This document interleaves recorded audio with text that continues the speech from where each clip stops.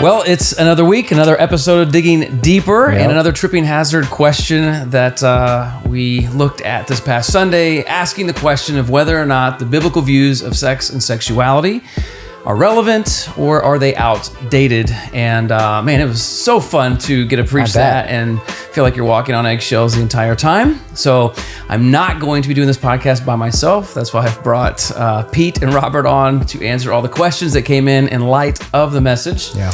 So we've got a lot of questions that did come in, and I think you're going to kind of run us through them, Robert. We're going to try to do our best. If those watching and listening, we're going to try to almost rapid fire.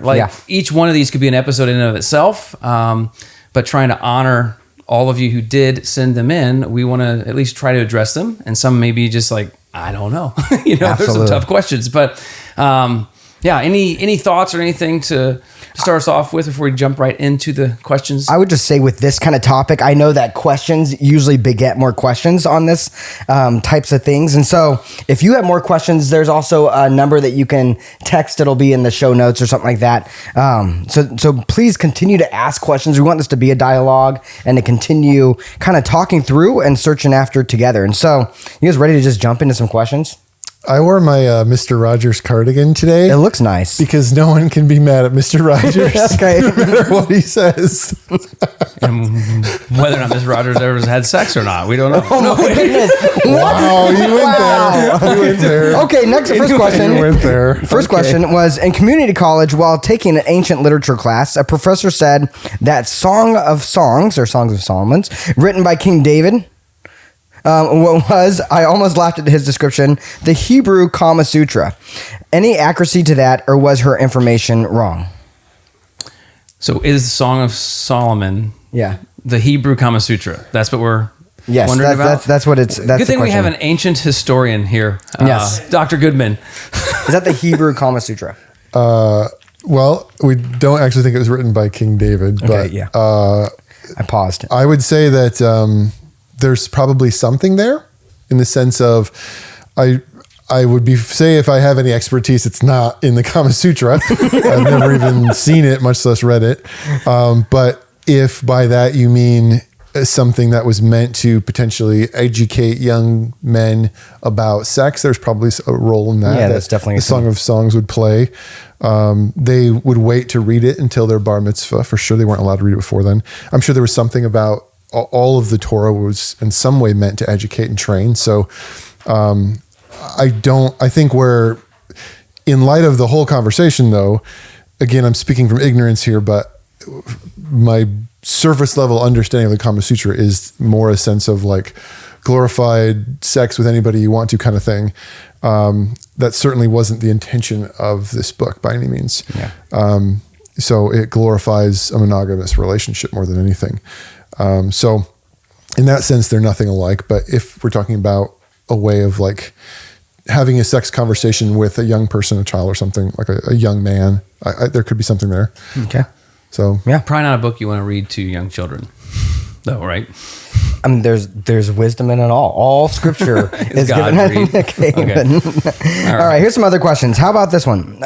Can a husband or wife lust after each other, or is that simply desire? What do you guys think? I mean, I lust after my wife. But I guess I would call it desire. I think it's a matter of probably vocabulary that like I have a very strong attraction and arousal towards my wife. As you should. Yeah. And I think that when probably the word lust usually is outside of the context of that, taking the desire outside of the fire pit, so to speak, but it's still the same feelings I would have of being turned on or find attraction to somebody, but I definitely have that for my wife, and it's resulted in 4 kids and beyond that. So I don't know. You guys think differently? The one part where I think that it could become problematic is in the situation of spousal abuse. If one spouse is trying to coerce another spouse into letting them use their body for their own selfish pleasures and things like that, that could become, maybe not lust is the right word. Maybe it's just abuse and things like that too. But there is a possibility, I think, for sin, even within a marriage, that you have to make sure that you're entering even the bedroom just selfless and really have the right Christ-like framework in that. Yeah. When we do premarital counseling, we always your body is not your own, her body is not your own, those types of things. But there's still conscience involved from both. Yes. And so violate the other's conscience by potentially wanting to do something they're not comfortable with. Like there has to be that conversation versus like, oh, nope. I mean, it's full game on, whatever. Like that can be where it gets dangerous, I think. Yeah. So I think it's worth mentioning that. I don't know. This is probably one of the situations where it'd be helpful to have my Bible open. I'd be curious though. I think that's Matthew 5 or 6. Yeah. Does Jesus say lust after a woman who's not a spouse, or does he just say lust after a woman? Because I'm pretty sure the context is he who lusts after a woman is not your spouse. Yeah. That's the context, I think. So I would say like the English word obviously has connotations of something bad, lust. But I think within the context of a marriage, you're just talking about normal sexual desire. So yeah. Second part of that is viewing porn, committing adultery within a marriage. Robert? Is it sinful? Is it wrong? Is it adultery of the heart? I think when your marriage is meant to be you and your wife, so including anyone, whether they're virtual, digital, whatever, else into your sex life, I think is going to rob you and is going to steal away from God's best for you in your marriage. And it will lead to more destruction than it will construction. And it's just not wise. And I think that it'll pervert God's perfect plan for sex in your marriage. Absolutely. Well, I think it also leads itself down the road of finding desire outside of your wife, right? And so or husband for that matter. It could be either spouse, but like you're shaping your, brain in many ways, neural pathways to find attraction and being enticed by someone other than the one you've committed your life to, which definitely is a pathway towards adultery. Yes. I know if you were to talk to my wife, like she wouldn't say her husband, I've been honest to say I went to therapy for, pornography use 12 years ago. And she felt cheated on. I mean, it feels worse and more scandalous when we say you had an affair or you were an adulterer, but at the same way, she felt violated the same way you do an adultery and that I was with someone else. I think that, but I think she's forgiven me. So I don't know. Like I think how you classify it feels different. Like I didn't go and be with another person, but I definitely chose to like look at another person and, give myself over to that image or whatever. So, and I think that also the context that I read, and I know that some couples will watch pornography together as a way of exploring and learning. And to me, that is a recipe for disaster because it'll create in your sex life with your married spouse, even the sense of comparison with what they're watching from actors on a screen or whatever it is too. And so I would just highly advise against that and say it's not wise. Yeah. So remarriage, it's a hard one. Yeah. Is this truly adultery? If so, how do the remarried couple biblically handle this? It's a really complicated question. This becomes like crickets on this one because there's a large portion, and I would say even people that attend our church that would be probably their story that someone's been divorced and remarried. And I'm just going to be honest to say I have not spent the time I should to really dig into Jesus's words on this one or Paul's in 1 Corinthians 7. So have either of you? I have a little bit. A few thoughts would come to mind. The first is questions 2 and 3 actually have a little bit of connection in the sense of context. Jesus is talking, Sermon on the Mount. And in question 2 is committing pornography, adultery. So Jesus basically says, you've heard it said, don't commit adultery. I say, if you even lust after a woman, you're doing it.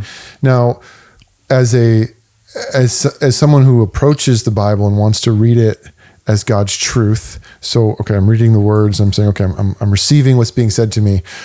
A challenge is always, because we know in other places that the Bible has what we call hyperbole, or not exaggeration in the sense I'm making something up, but like Jesus says, if you don't hate your father and mother, you can't follow me. Cut off your hand. Yeah. Right. Like there are times that Jesus is like speaking, maybe verbose is a better word, like over the top to really make a point. I don't personally think that Jesus would say, and again, okay, this is my opinion. Sorry, this is my opinion. I think Jesus was speaking over the top when he said, lusting is adultery. And the reason why I say that is because the word adultery carries with it this actual act between two human beings, like the heaviness of it, the weight of it, the seriousness of it. I think what Jesus was doing was he was getting to the root, the heart issue. I think it's getting to the heart. Yeah. And the heart issue is you guys think that as long as you follow the letter of the law, I didn't do anything. He's like, no, your sin is crouching at your door. You're bringing destruction. Like you're already doing things that are going to affect your marriage. And I think there's something similar here because even in the ancient world, like I think you have examples of remarriage happening. And I think for Jesus to say this, my take on it in the context is there is a bit of a strong wording to like make a point. And I think the point is specifically he references, again, I wish I had my Bible open. He references giving a certificate of divorce. And then he'll go on and talk about this. And so what you have in the ancient Torah was God allowed for divorce, but he forced the man to offer this written piece of paper saying that he made this decision and that she should be allowed to still have rights. So within that context, number one, a woman couldn't leave the man. It was a male-dominated society. Yeah. The man could leave. And it came to a point where the Jewish people had taken that little law, which was designed, the purpose of that law was not to condone or promote divorce. It was to make sure that women were taken care of. Yeah. And that had turned into its own abusive thing where you had Jewish men whose wife would burn dinner and be like, I'm divorcing you. Here's your certificate. I obeyed the law. And as if he was now doing an okay thing because he followed the law, quote unquote. And for Jesus to say like, you think that because you provide a certificate that divorce is okay. He's like, no, none of that was given because God was ever okay with divorce as no big deal. It was given because God was trying to protect women. And I think you have something continuing in this. And I'm saying that because of his reference to the certificate. His reference to the certificate was about protecting women. And I think now you're fast forwarding quite a few hundred years, but you're still in an ancient male-dominated world. Divorce was still bad for women. If your husband left you, you were destitute. Like even if you have that piece of paper, so what? No one's going to remarry you. You and your kids are going to probably be halfway homeless, begging on the streets or turning to prostitution. So in the context of divorce there, I think in my opinion, he is speaking towards men. He wasn't necessarily speaking towards a mutual whatever. And now I'm not saying that he was okay with that. I'm saying in this context, men were the ones that chose to leave their wives and they had the legal right to it. So for him to basically, because he even says, and it's all the male language. If you marry a divorced woman, right? He's actually talking to men. In 1 Corinthians 7, Paul does talk to women. Yeah, and Corinthians is a little different. I'm just talking in the context of Matthew, that it does look like, and again, I'm not justifying divorce. Yeah. Divorce is not God's plan. God's plan is that two people stay together for their lives. Yes. I think though in this context where he's using this really heavy language, I think there's something here about the flippant, I filled out I don't like my wife anymore, so I'll just give her the certificate and leave her and I'm covered under the law. And Jesus saying, you're missing the whole point of the law. Moses was only given that rule by God because your hearts were hardened. And so I'm not trying to say that Jesus was okay with divorce as if, no big deal, go and get divorced. I think throughout the scriptures and even in the Corinthians, we see that it's not God's plan. God wants us to work through these things. But I think the heavy, really serious language here is probably aimed at men who were flippantly leaving their wives because, whatever. She's not as pretty as she was 20 years ago, or I found someone better. So here's a divorce paper. I'm good to go. And he's saying, no, you're completely abusing the law and missing the point. And you're sinning in this moment. So I think there's a big part of that in that passage when he talks about committing adultery. Yeah. But the whole idea of divorce in general is probably a much deeper conversation about how God stands on it. Yeah. It's Matthew 5, 31, 32 is the verses that Pete's referring to. Yeah. And then 1 Corinthians 7 also talks about it. So, yes. Yeah. So if you want to study and read on your own, those are two places in the Bible that you can certainly look to and dive in. Next question. How can someone from the LGBTQ plus community say they believe in God? A lot of the time you hear, I was born this way. How can that be if there are clear guidelines in the Bible? think I struggle with what sounds like the heart behind that question. Yeah. Because there's also, I don't know who wrote it. Yeah. It kind of, to me, has a little bit of a funk of self-righteousness. Like there are other sins that probably the person who wrote that commits that are written about in the Bible, but this person still gives himself over to it. Yes. And so how can they say they're a Christian? Even at a lifestyle level. Yeah, at a lifestyle level, whether it be in a sexual pursuit or something completely different, in ethics or Greed something. or whatever, So I think that, like, in my exploration, so to speak, in this topic over the last 10 years of trying to understand LGBTQ plus and all this stuff, and talking to people who are gay and talking to people who feel like that they were either born that way or it was more of home life that brought about, like, what it's done ultimately is create a lot of empathy, because it's hard to put everything categorically. So there's one line of thinking. It's like, well, sin has corrupted everything. And so part of the corruption could be that people are born with particular tendencies or desires that are not what God intended. And because of that, then that they could be potentially born gay.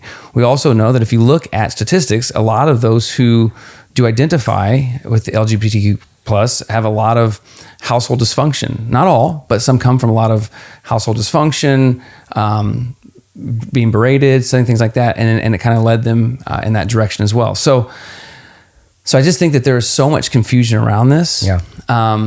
That and instead of saying it's that you can't be born or you are born or it's home or not home, nature, nurture, all that stuff, like it is like people are trying to explore finding the Lord, loving Jesus, but also dealing with the things that are within them that may not be in alignment with Jesus. And there are a lot of things within me that I have desires toward that I don't believe are in alignment with Jesus, but it doesn't make me not a Christian. Yes. Now, the practice of those things also, I don't think, makes me not a Christian. But if I continue to, like, say, I don't care what Jesus says, and I continue to use grace as an excuse to keep on sinning, that is not honoring the relationship I have with Jesus by any means. But to just kind of black and white say, it's so obvious, and how could they say they're Christians? It's like, the tithing is, you could say, so obvious, and most Christians don't do that. They don't give. And you're like, well, then how can they be a Christian? Because it seems so obvious in the Bible. You're supposed to be like overly generous. So I think that's where I and there's a little bit of me that kind of like rears up on that one, like, that seems kind of rough to say that. I think in our culture, we have become so self-empowered. And so we want to all live our truth. And our truth is usually not really just our truth. It's usually defined by a people group or community or a belief system that we've prescribed to. Yeah. And so it's easy, I think, to point fingers because then what we do to protect our truth or our own self-empowerment is we play the blame game. And we start to point out, and we see this from people that are morally, we might say they're morally more risque, or they go in a different direction than us, or they think separately. We'll see them say things like, well, this is how I choose to live my life, and if all these people disagree with me and say these different things, then they're bigots. We'll play the blame game. But I think Christians can do that same thing, where we can be self-empowered in our own thing, and hopefully our truth is rooted in the Bible and rooted in what God says, and so we believe that it is true. But we can play the blame game by pointing fingers at everybody else to try to substantiate our own belief system. And I think that's a fallacy. I think it kind of creates divisions. It doesn't create a peaceable fruit that I think we're really looking for. But it's kind of the way of our culture. And I think Christians need to be mindful and watchful. They don't fall into the same trap that we often accuse people from different people groups of it the same way. I think this question is a little bit like a text message. Explain that. I'm not telling anyone they should watch the old show Key and Peele, but it makes me laugh a lot. They do this skit where these two guys text each other, and it shows them both at separate places. And one guy's like, "What's up, dude?" And he like reads the text, and "What's up? Not much." He's like, "Oh, not much." So you're just gonna play me up? And like the one guy's sending these like super innocuous, calm texts, and they're like, "You what?" And he's getting mad because he doesn't read. There's no way to understand the tone of this person, the context. And I would say like I probably read it the same way as you did, but if I could give this person some charity, I would say this. Good. a legitimate issue is, and I was so here's like we had a Memorial Day party yesterday at our house, not party, friends over, and we cooked out in the back. I am a committed follower of Jesus who believes the Bible is God's word, and the Bible says it is a sin to overeat. And I ate 4 s'mores last night. So like it's possible for a believing Christian follower of Jesus to do things that even we know in our head the Bible tells us not to. I think maybe what is a challenge though, and this is where the tension comes. If you were to ask me and you were to say, Pete, when you stuffed your face with 4 s'mores, did you think you were doing something that was okay? And you'd be like, no, I pretty much knew after the first one I should have stopped, but they were just really good. And I think what the question a lot of people ask is not, okay, is it possible to have same-sex attraction or even be practicing and still have this sense of like, I believe in God, I know he's true, I know the Bible is true, but I feel all these things. The bigger question is, if you do believe in God, and we're using believe God not in the sense that a higher power exists, but are you a professing Christian? Are you somebody that accepts the Bible as God's truth? How do you do that? And then at the same time, basically just say, but I'm okay doing this. Like I don't, this isn't wrong. And I think the person might be asking, how can they have what psychologists, to use a really big word, cognitive dissonance. Like I'm separating 2 ideas. I hold the Bible as true, but I believe that I am gay and it's okay to be gay. How do I believe both of those things at the same time when they can't both be true? And I think that's honestly, I might have just answered it. Psychologists call it cognitive dissonance. We find the ways to find peace inside of our minds, even when it isn't necessarily logically coherent. And there's been a decent amount of like scholarship that's been released over the last, 10, 15 years that has led some to believe that maybe there is biblical defense of like, the homosexual lifestyle, so long as it's in a monogamous relationship, would be okay and stuff like that. So there are people that I know that I've talked to, they believe they're loving God and they're not having cognitive dissonance, that the scriptures aren't speaking against the type of relationship that they are engaging in, so... They would use the same argument that I use about why we should ordain women. They would say, oh, Pete, the Bible says you shouldn't ordain women, but you have women pastors, so obviously you're explaining it away. Yeah. Or the Bible seems to suggest slavery is okay and you're opposed to slavery. So homosexuality, slavery, and women are 3 topics that have very similar ties in the way that we try to sift through culture. Mm-hmm. I think you did a good job on Sunday. You didn't have time to get into it.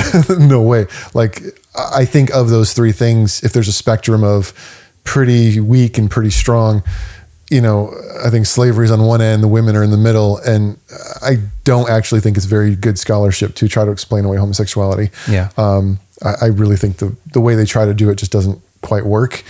But yeah, you're right. There are people who are trying to be faithful to the Bible by reading it differently. Yeah. Okay.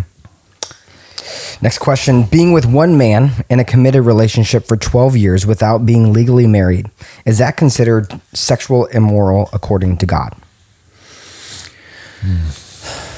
That's a hard question. It depends on, I would say, I'm going to assume after 12 years being committed to somebody, there's sexual activity involved in this relationship. Maybe cohabitation. It's possible. I mean, there's also, here's the reason I state this, because my dad passed away, 5 years ago, has been in a committed relationship for the last couple of years. They're not married. And I don't think she listened, but there was a point, they were in separate rooms. It was all about companionship, playing pickleball and stuff. Like it was friendship, and they were in a committed relationship, but they were not married. And they're not living together. But they would travel, and there was times that they'd stay a place, but in different rooms, stuff like that. So once again, I don't know the full context of the situation, but if there's sexual activity involved in this 12-year relationship, I would be saying, when I described yesterday porneia and that those realms, it seems like the fire and the fire pit is within the realm of marriage and not outside of that. And so the question would be, why have you not chose to get married after 12 years? That'd be my question. Yeah. Is it something that's causing you to still have hesitation? Is it like, you think that marriage is some now hijacked institution that has to be legalized by the government, but you've committed before the Lord this relationship? I mean, there's so much there as well, but what I assume with 12 years committed relationship, sexual activity, that would fall under like porneia. I mean, any commitment that does not welcome accountability, I would question the level of commitment, and I don't know if that's fair. I hope, I don't know this person's situation here, but the way that what we have created to create accountability in this covenant of marriage, is promise to stay together for life, is the institution of marriage. Yeah. And so if there is a resistance against that accountability within a marriage relationship, then I guess I would ask a really heartfelt question if I was sitting with this person and say, are you intending to be with this person for life? And if you are, what's keeping you from getting married? Yeah. It's interesting when we hear things like, you mentioned, well, marriage is a broken institution, it just ends in divorce anyway, so what's the point? It's like, well, if that's your starting point, you've already lost. Yeah. Like, you've already missed the whole point. If you're choosing not to actually get married because you're assuming that this relationship is just going to end, I mean, like, you literally have started off having already lost. And so, like, that's the hard thing about these questions is you want to have these conversations personally. You want to ask more questions. Yeah, I want to ask more questions. That's what I'm like, is it fair? If he's not married, being with one man, so it's a woman. If he doesn't want to marry you, I would love to just sit down and talk to you and talk about this relationship. Paul does say that, speaking to men, like, if you can't essentially be honorable with her, like, you need to get married. If he's not wanting to get married and you want to, that's a whole different issue. And I would say after 12 years, like, I don't even know. If you both are just both saying, well, we're happy, we don't need rings. I think the honest truth is you don't need rings. Like, you need commitment, but is it real commitment if you're not doing that just because you think you're going to break up one day anyway? Yeah. Real commitment, putting the ring on, is saying till death do us part. That's real commitment. And avoiding that is just giving yourself an out. And as long as you've given yourself an out, it's not real commitment. Yeah. So, wow. It's all right. I really would. I wish this wasn't a piece of paper. I wish these were people in the room with us that we could talk and they ask are questions people, to. and we're trying to have a dialogue. So we're doing our best with what we have. Yeah. If you are one of the people that put in one of these questions and you're kind of like, no, let me tell you what I meant, please text back. us. And Let us I would know. love to even have a conversation on a deeper level as well. Next question. How or why do we expect people who do not believe in the Bible to follow biblical guidelines on sex, or anything else for that matter? I'm going to go through this one real quick because I felt like I did address this yesterday. Okay. And I think that you start with Jesus before you start with the ethics of Jesus or the commands of Jesus and things like that. So I understand, as a father, having deep concern of wanting to have advocated in our culture the sex ethics that are purported throughout the scriptures. I also understand there's a lot of people who don't believe that. So I, as a father, have to kind of try to teach my children those things versus try to make it my goal to make them nationally instituted. I wish our country would go that direction. I wish it was, and some people said it used to be, but at the same time, like, my focus though needs to be on how do we introduce Jesus to somebody, let them see him and accept him as Lord and Savior. Yes. And then as they then give their allegiance to him, then it becomes like, okay, though, how's he call me to live? And he will address this aspects of sex and sexuality with them. Good. And at that point, it's a matter of submission and obedience, just like it is for all of us in whatever the realm is. I think we're all in agreement. I think the hard thing about that question, though, is the last phrase, or anything else for that matter. Oh, I see what you're saying. Look, you even pointed this out yesterday or on Sunday.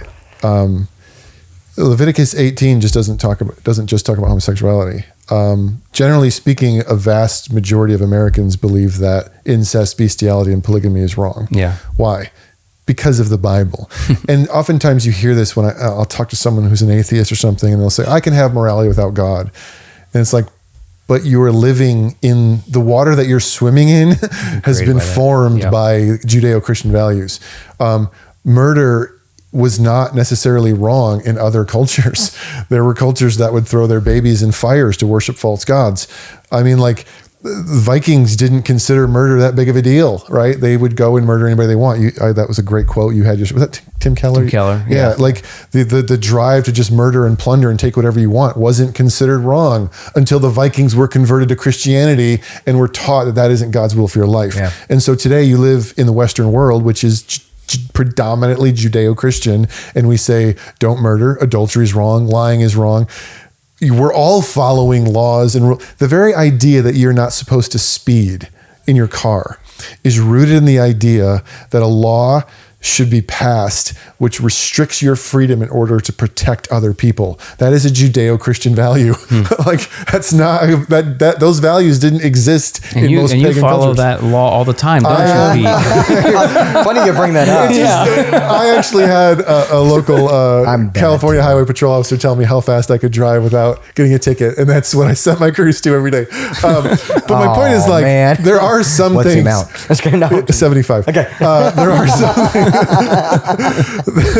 Thanks, Travis. There are some things that we do expect people to follow because we think they're actually good or bad, that are rooted in our beliefs. I think the challenge is we've now moved to a place that we are arguing over whether something is or isn't actually good or bad. And that's hard. And I think you're right, Brandon. I mean, in those areas, I don't know. Like, I'm still going to, if somebody ran for public office on a platform that they wanted to make all forms of sexual behavior legal, I would not vote for them. Yeah. I would say, no, don't do that to our society. It's already bad enough. And that's within my right as a United States citizen to be able to make that vote. Yes. Too. So we are fortunate to live in a culture, at least currently, that our religious convictions still can inform our political vantage points, but we can't try to politicize everything and make that the reason people follow if it's driven by a religion. I don't want to be on a soapbox here, but like this is something I think sometimes I hear this statement, well, Pete, the difference is whether or not this hurts somebody, right? Like, this kind of sexual behavior is between me and my partner. Nobody's getting hurt by it. That's the line. Which, okay, fine. But just as long as you recognize that believing that something should be illegal if it hurts somebody else is a Christian value that did not exist in the non-Christian world. There were not laws based simply on love your neighbor. Like, love your neighbor is Christian. Every day we follow laws, whether we want to believe in God or not, that are rooted in the fact that a loving, good God wants his creatures to love each other and take care of each other. So all of our laws in America are based on that practically. Yeah. So yeah, I'm getting worked up, and I'm going to calm down and let Robert read the next question. Pete doesn't care about this stuff that much, but hey, let's do one more, and then let's save. I've got two, but let's save those for June 25th when we do the Digging Deeper live. Okay. Only because I set a record, I think yesterday, going 54 minutes in my sermon, and I think Digging Deeper last week was about 47 minutes. And John's like, I didn't have work yesterday, so now I got to cut this video down. Try to stick it to 35. Let's just stick it to 35 and call it a day. All right. Which one do you want to do? You pick. You're the moderator. All right, here we go. Is there anything fundamentally wrong with drag queens or other similar performers? If so, how can we help others to see these issues as more than simply entertainment? Are they asking in the context of how? Are these the Deuteronomy questions? No, we skipped that. The Deuteronomy thing was it just said like it was against statement. The Old Testament law to cross dress. Yeah. Is there anything fundamentally wrong with drag queens or other similar performers? If so, how can we help others to see these issues as more than simply entertainment? I guess the first question, is there anything fundamentally wrong with drag queens as a performer? If drag queen is a male dressed up as a female, yes, I think that is pretty much the Roman art form back in the day, like all of Shakespeare and all those types of things. So probably not, but what I have come to mind and what is depicted with drag queens is generally highly sexualized at this point. So like right now, all the things about drag queens in the libraries and all that kind of reading story hours, stuff and even some of the videos are out there. Maybe it's not fair. Maybe it diminishes the art of some people doing this, like as just males. Like for example, my daughter was in Mary Poppins, and every character was played by a female. Bert, the chimney sweep, was a female. Like, so if that's drag, then that's one thing. But when it becomes very sexual and there's like lap dances involved, or they're like wearing fishnet stuff that's very kind of associated with eroticism, I do think that falls under porneia. And I think that's like the sexual morality. And I think it's also, I would have the same aversion if it was a stripper that was heterosexual came and did story hour with my kids. Yeah. Like the sexualization of youth is a problem in and of itself in our culture. Absolutely. It seems like. So, yeah. But I think that like you have to at least be able to say like to dress up as another and act in that way. That is actually a societal norm, but it's what we now see within drag queens, I think is what I assume what this person's referring to. I think so. Yeah. Yeah. It's good. I don't have a ton of experience, so I'll go and default. I don't have a lot of experience either. So like I said, I'm also shaped by what I see on the news stations and all the people who are upset about it. And if I go down to Hillcrest or North Park and some of that kind of stuff, like a lot of it in terms of drag queen is it's like licentious activity. Yeah. Like it's so, I'd say not a good It thing. seems that way. So, so forgive our ignorance on this topic if there are other art forms that we're not aware of or something. But It's hard. It's hard. Yeah. I think just to end though, it's completely not related, but I just want to say, on Sunday, I just thought how you started with we demolish arguments, not people. Yes. It was so powerful. Yeah, It was just good. so powerful. Like I wrote it down on my phone, and I sometimes struggle to separate those two things because I see the person and I feel like, it's like That's the your argument and the physical person, representation, right? yeah. But it's so powerful. And I think like just doing this podcast and It's good. anytime we have to touch on these issues and this entire series of tripping hazards, we're going to get into some other tough ones, right? Yeah. Is Jesus the only way to heaven? Like there's some more big ones coming. And I don't know, like just to keep that in front of us. And as people are listening to this and trying to process what we're saying, that we are talking about arguments and ideas, and God has at times called us to say, let's speak truth into these things as much as we think we can, but we're not demolishing people. It's not our heart. It's not our intention. And I really respect good, both man. of you guys for how hard I see you Great. trying to do that. And I'm going to keep working on it myself. We're all in a little bit processed with that, but I just appreciated that on Sunday, Brandon. I thought it was really cool, and I think it set the stage well. So, Thank you. I think that sets the tone well for us too. And if you're listening as well, and as we continue to kind of talk about this topic, I think it's an important thing to keep in mind that we want to introduce people to Jesus, no matter what you're going through, no matter what you're at, no matter what you prescribe to. I believe that Jesus is what you're looking for, and Jesus is what you most need. Yeah. All right. Well, we are going to end there. Yeah. And as I mentioned earlier, like so some of the times if you have sent in questions and they haven't been addressed, we are also kind of pooling together some questions that we'll address on June 25th to conclude this series and do a Digging Deeper live on a Sunday morning. This Sunday, we're going to be looking at why am I not changing? Like I'm a Christian, I'm following Jesus, but he seems like I'm not experiencing transformation. What's up with that? Does that negate this whole Christian thing? And along with that, 13 people who have said yes to Jesus getting baptized. Woo! So we got a lot to celebrate exciting, too. So, which is another video John's got to do for that too, right? Yeah, all right, let's get it. So thanks for joining with us. Just a few cuts. And we will see you again next, probably Monday this time for Digging Deeper. So. All right. See you next time.